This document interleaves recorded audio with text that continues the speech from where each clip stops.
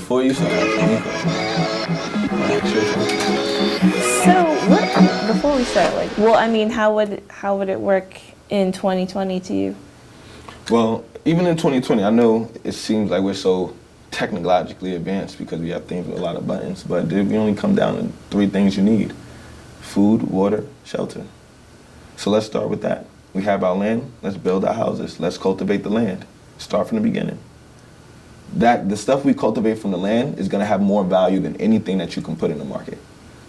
Because over time, it's just, Warren Buffett said, if he was gonna invest in anything, he wouldn't invest in a product or service, he would invest in land. He wouldn't invest into a commodity, he would invest in land because you could do anything with the land.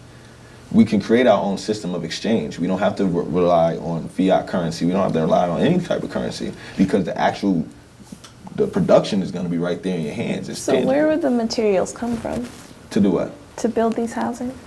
The housing, the shelter. Where the same place they always come from, the land. And I know this is kind of, and I've had this conversation not too long ago, but it's hard to think that there's nothing in this world right now that we created.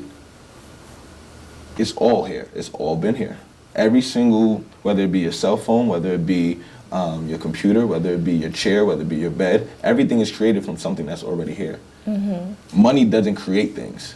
Money might give you incentive to manufacture them, but money doesn't create things. So when you say build a house, well, give us this land. This land, we either use the land itself by using the trees, using the things, because this is our land, and as long as we treat it with respect, it is here to help us. It's a balance and harmony between animal and nature. But how would we build the houses?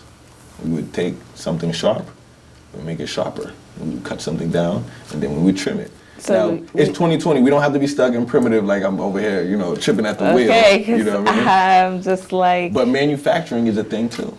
It is a thing. So in order to build communities and housing, shelter, basically, there are certain things that you need.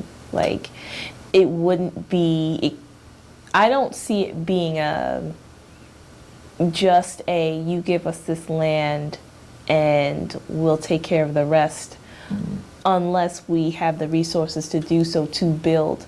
Like, there are companies and corporations, there are just basic things that you need to build a home. Like what? You need cement. Do you? Yes. How do you make cement? I don't know how to make cement. Okay, so say I was a brick maker. Like I laid brick for a living, and I was part of this community. I'm basically saying that we need to have the right resources in order to do so. Right. And I'm not sure if we have that to build it on the scale to support the amount of people that would need it. Mm-hmm. That's my concern. Okay. I'm not saying that we're not resourceful. It's not what I'm saying at all. It's just for a movement that big, I'm pretty sure lots of people would like to be a part of that. Okay, wow, this is a section of the United States that's just for black people. Yeah. Which they've talked about doing recently. It's like all black cities. That would be amazing. I'd want to go. Yeah. The thing is, what kind of living would I be going from? Would it be an upgrade or a downgrade? Is it possible for me to live comfortably in this society that's up and coming rather than where I am? So let's talk about that. What is upward and what is downward? Is it technological advancement? So say if you lived in a house that was off the grid, not necessarily prehistoric, but instead of having running water and indoor plumbing, you just had indoor plumbing, and you had to pump water, right? I don't even know what you're talking about. So I'm just like, what? I don't even. This is already prehistoric. I don't know what you're talking I about. want to paint a premise for you, right? So because this is That's real, like. Yeah, this is a very real topic, right? Yeah. So under that premise, right? Counterculture. Would you, if it meant being sovereign, right? If it meant being sovereign, I mean, you would be able to govern yourself, would you reject Georgia Power as your electric provider? Would you run a house off of batteries as opposed to running it off your grid? Keep in mind, you may not be able to run your electricity as often, as frequent. I mean, we waste electricity anyway. Say you could only have your electricity on maybe 3 hours of the day. You know what I mean?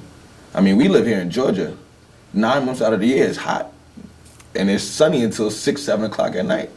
So if you had a house in Georgia, right, would you sacrifice your readily, your readily available AC/DC plug, so you could plug in anything, or would you have to conserve your energy? But because you conserve your energy, you're no longer relying on a grid or relying on a system that has been historically oppressive.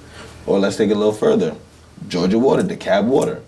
If it meant going down to a local lake, creek, or whatever, and you collecting your water. Now, yeah, it's a little bit more of a hands-on type of living, but would you sacrifice that in order to create a system of self-reliance, sovereignty? I think that the system itself has to be at a certain level before it can even be considered. Okay, but Because would you be there for the grassroots? No. See, you can't just grassroot a movement of people. Like, you have to have a basis for living, a standard of living, Okay. so that people know what they're getting into before they get there. Because you can't say, oh, we have this great land and it's just us, come on down, and the standard of living is not clear. Right. So you are going to have people who are like, oh, I can't do this because I can't do whatever. I work in technology, or I work with this and this. I need power 24/7 to do what I do. Okay. Because it'll come to a point where the person that may want to be a part of it can't, because it's hindering who they are, who they already are. Right. So who they are within this mainstream. Who they've made themselves to be. Right. But in which environment? It's still who they chose to make themselves to be. Right. Yeah. But you chose based off of the environment you were already in. Like I was, if I was in if I was in the world of technology, I wanted to put myself into that. Now I'm in here and I'm striving to be the best in that world. It's not always that way, because I didn't come from a technology background. That's not where I came from. I chose that. Right. I exposed myself to certain things that I liked and that I wanted, and then I chose. Okay. So not everyone is going to be on that level. Some people have certain things that they worked hard for, that they wanted to be, that they chose free of their own whatever. It was their decision.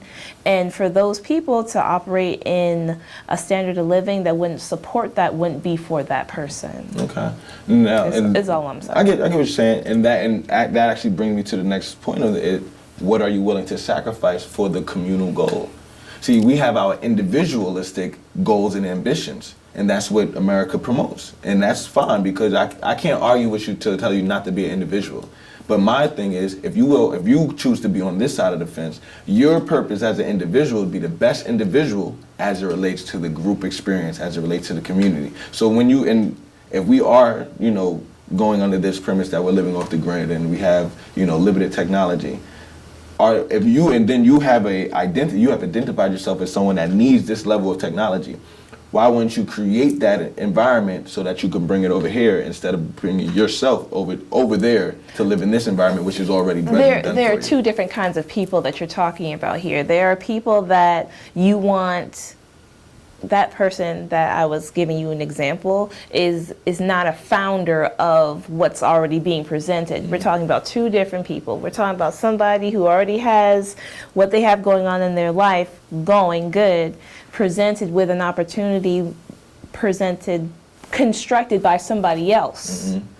And it's either that person is going to come up with, that group of people is going to come up with a construct that's going to make that person comfortable enough to come in. It's not that person, because the people that are creating it have to take people like that into account before you can start. It's creating a standard that some people don't have to come down too far to, and people don't have to come up too far to. Okay. It's a matter of finding that that balance Right. to invite people in, So because you you would can't say- just, We would have to already have a blueprint of what yes, quality of life is. you have to. Okay, that's fine, and I'll give you that.